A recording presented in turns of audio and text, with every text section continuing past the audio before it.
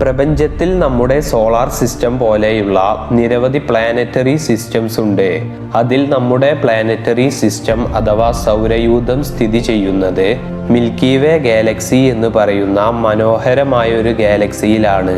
4.6 billion വർഷങ്ങൾക്ക് മുൻപ് രൂപപ്പെട്ട സൗരയൂഥത്തിന് ഏകദേശം 2 ലക്ഷം ആസ്ട്രോണോമിക്കൽ യൂണിറ്റ് അഥവാ 30 ട്രില്യൺ കിലോമീറ്റേഴ്സ് വ്യാസമുണ്ട്. ഇത്രയും വലുപ്പമുള്ള നമ്മുടെ സൗരയൂഥം എങ്ങനെയാണ് രൂപപ്പെട്ടത് എന്നും എത്ര നക്ഷത്രങ്ങളാണുള്ളത്, എത്ര ഗ്രഹങ്ങളാണുള്ളത്, എത്ര കുള്ളൻ ഗ്രഹങ്ങളാണുള്ളത്, എത്ര ഉപഗ്രഹങ്ങളാണുള്ളത്, കൂടാതെ എത്ര വാൽനക്ഷത്രങ്ങളുണ്ട്, ചിഹ്നഗ്രഹങ്ങളുണ്ട്, ഉൽക്കകളുണ്ട് എന്നതൊക്കെ വിശദമായി തന്നെ നമുക്ക് നോക്കാം.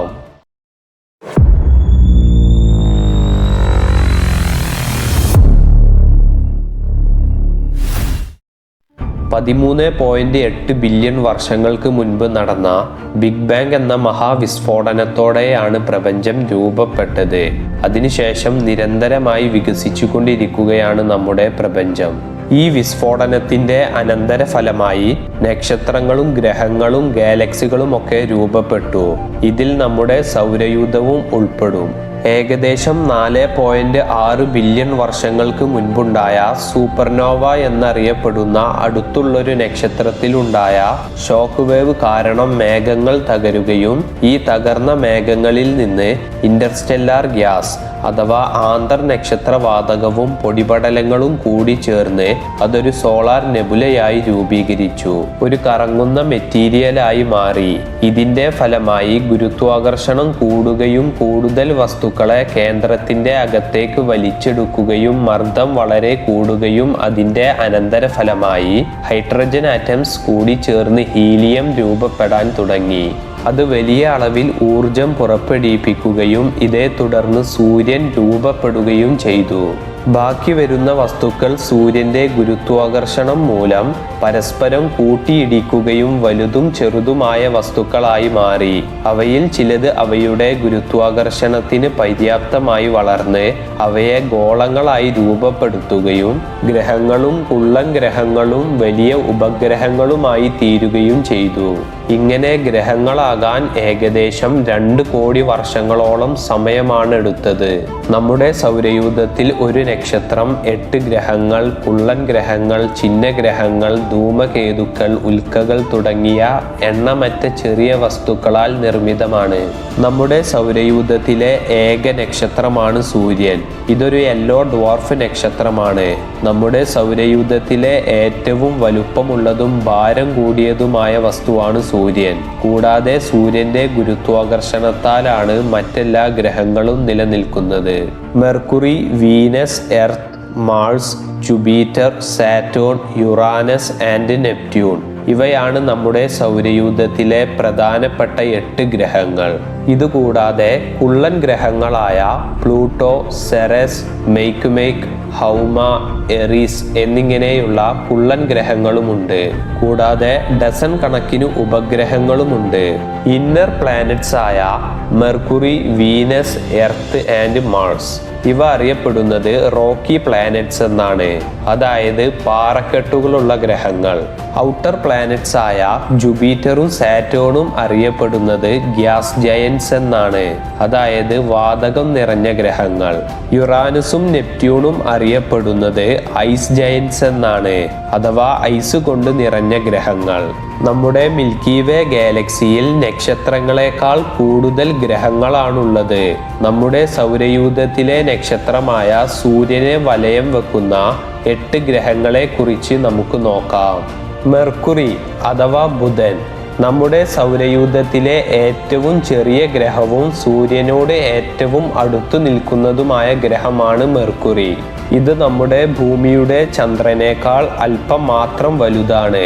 കൂടാതെ ഓരോ 88 എർത്ത് ഡേയ്സ് അഥവാ ഭൗമദിനങ്ങളിൽ സൂര്യനെ ചുറ്റുന്ന ഏറ്റവും വേഗതയേറിയ ഗ്രഹം കൂടിയാണ് മെർക്കുറി.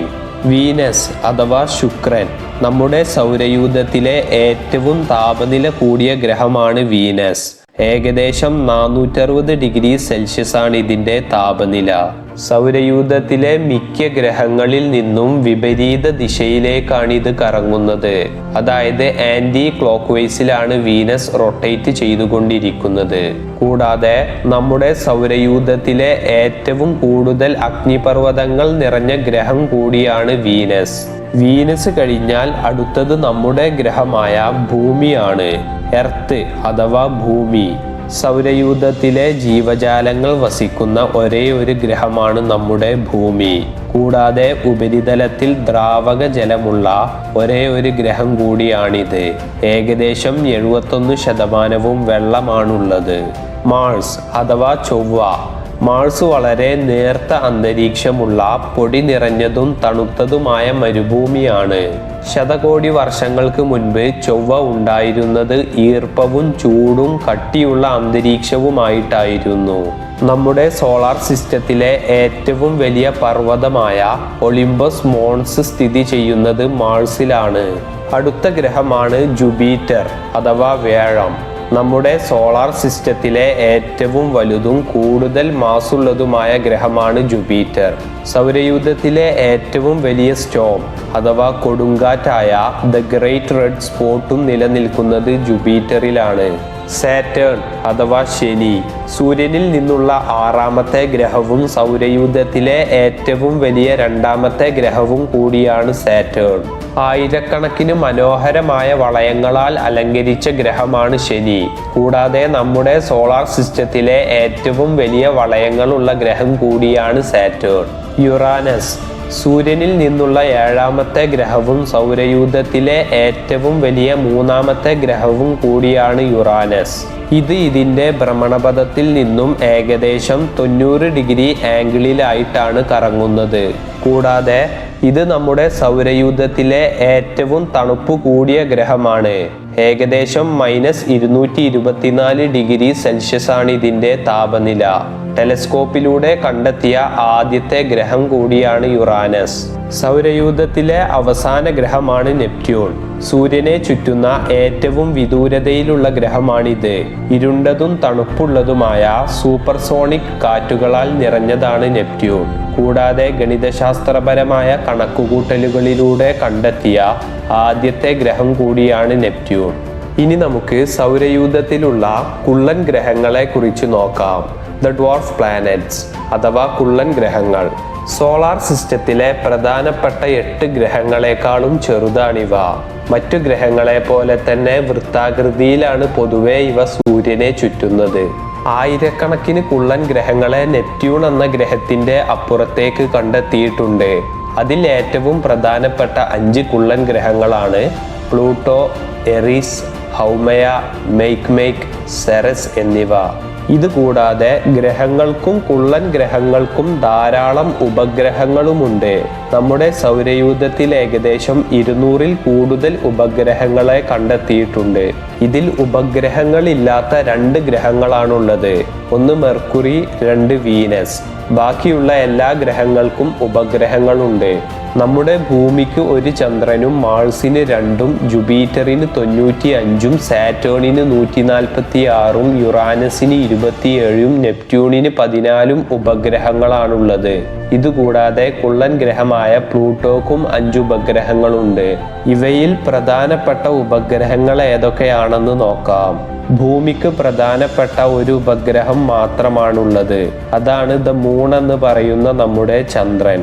മാർസിന്റെ പ്രധാനപ്പെട്ട ഉപഗ്രഹമാണ് ഫോബോസ്.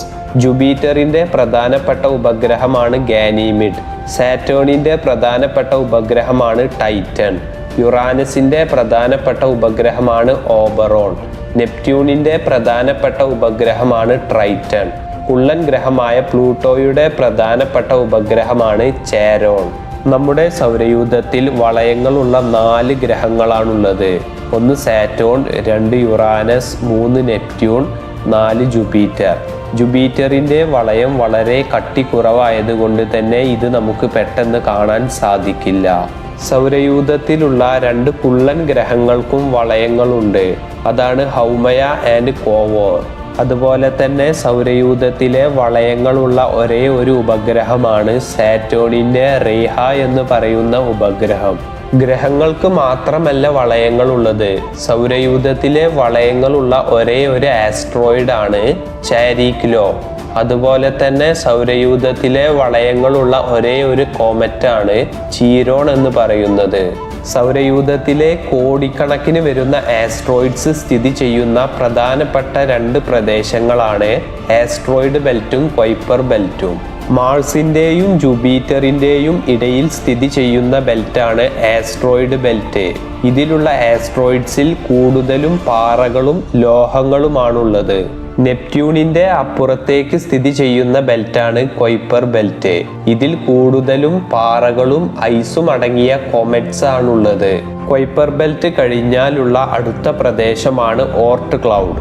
സൂര്യനിൽ നിന്നും ഒരുപാട് അകലെ കോടാനുകോടി വസ്തുക്കൾ സൗരയൂഥത്തിന് ചുറ്റും വലിയൊരു ഗോളാകൃതി പോലെ നിലനിൽക്കുന്ന ഒരു പ്രദേശമാണ് ഓർട്ട് ക്ലൗഡ് എന്ന് പറയുന്നത്. ഈ വസ്തുക്കളിൽ പ്രധാനമായും അടങ്ങിയിരിക്കുന്നത് ജലമാണ്. ജലത്തിനു പുറമെ മീഥെയ്നും അമോണിയയും അതുപോലെയുള്ള മറ്റു വാതകങ്ങളും പിന്നെ പലതരം പൊടി പദാർത്ഥങ്ങളുമാണുള്ളത്. ഇവയെല്ലാം കഠിനമായ തണുപ്പ് കാരണം തണുത്തുറഞ്ഞ അവസ്ഥയിലായിരിക്കും നിലനിൽക്കുന്നത്. ഈ ഓർട്ട് ക്ലൗഡിനെയാണ് നമ്മുടെ സൗരയൂഥത്തിന്റെ അതിരായി കണക്കാക്കുന്നത്. നമ്മുടെ സൗരയൂഥം മിൽക്കി വേ ഗാലക്സിയുടെ കേന്ദ്രത്തെ ഏകദേശം 5 ലക്ഷം മൈൽസ് പെർ ഹവർ വേഗതയിൽ ചുറ്റിക്കൊണ്ടിരിക്കുകയാണ്. ഗാലക്സിയുടെ കേന്ദ്രത്തിന് ചുറ്റും ഒരു ഓർബിറ്റ് പൂർത്തിയാക്കാൻ ഏകദേശം 230 ദശലക്ഷം വർഷങ്ങൾ എടുക്കും.